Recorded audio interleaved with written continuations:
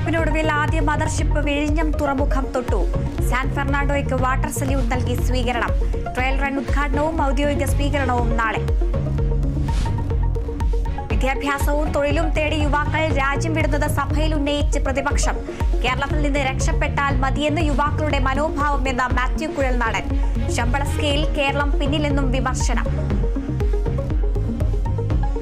നമ്മുടെ ഭാവി തലമുറ ഈ രാജ്യത്ത് ഇവിടെ നിൽക്കാൻ ആഗ്രഹിക്കുന്നില്ല. ഇവിടുത്തെ ഇന്നത്തെ ഒരു തലമുറ ജീവിക്കാൻ ആഗ്രഹിക്കുന്ന ഒരു അന്തരീക്ഷം നമുക്ക് കൊടുക്കാൻ കഴിഞ്ഞിട്ടില്ല എന്നാണ് ഫസ്റ്റ് കാണിക്കുന്നത്. അവർക്ക് പ്രതീക്ഷയില്ല സാർ, അവര് ഈ നാട് വിട്ട് പോയില്ലെങ്കിൽ അത്ഭുതം. കാരണം വിദ്യാർത്ഥി കുടിയേറ്റം ആഗോള പ്രതിഭാസമെന്ന് മന്ത്രി ആർ ബിന്ദു. വിദ്യാർത്ഥികൾ വിദേശത്ത് പോകുക എന്നുള്ളത് ഗ്ലോബലൈസേഷന്റെ കാലത്ത് തടഞ്ഞു നിർത്താൻ പറ്റുന്ന ഒരു കാര്യമല്ല, തടഞ്ഞു നിർത്തേണ്ട കാര്യവുമില്ല.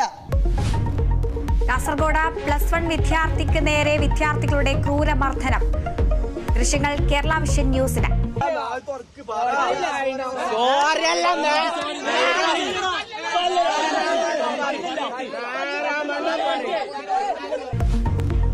റാഗിങ്ങിന് ഇരയായത് Chittari Imad higher secondary school വിദ്യാർത്ഥി.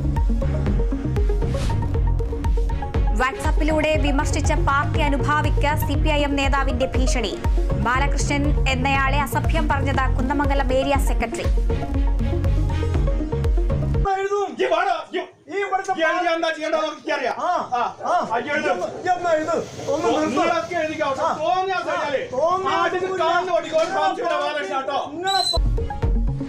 പോസ്റ്റ് പിൻവലിച്ചില്ലെങ്കിൽ അവിടെ വന്നടിക്കുമെന്നും ഭീഷണി.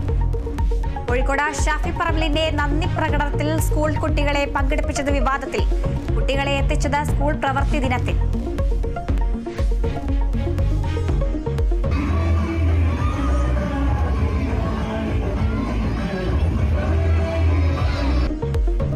ദൃശ്യങ്ങൾ കേരള വിഷൻ ന്യൂസിന്. PSC കോഴ ആരോപണത്തിൽ വസ്തുത പുറത്തുവരണമെന്ന് പ്രമോദ് കോട്ടുളി. ആരോപണത്തിൽ കഴമ്പില്ലെന്ന് ബോധ്യപ്പെടുത്തും. ഞാൻ എൻ്റെ പൊതുജീവിതത്തിൻ്റെ എല്ലാ ഡീറ്റെയിൽസും ഞാൻ ഈ സമൂഹത്തിന് മുന്നിൽ തുറന്നു കാണിക്കും. എൻ്റെ കുടുംബജീവിതം, എൻ്റെ അച്ഛൻ, എൻ്റെ അമ്മ, എൻ്റെ മക്കളെല്ലാം ഉണ്ട്. പ്രതികരണം പാർട്ടിക്ക് വിശദീകരണം നൽകിയതിന് പിന്നാലെ. യൂറോ കപ്പ് ഫൈനലിൽ ഇംഗ്ലണ്ട് സ്പെയിൻ പോരാട്ടം. സെമിയിൽ ഇംഗ്ലണ്ട് നെതർലാൻഡ്സിനെ തോൽപ്പിച്ചു.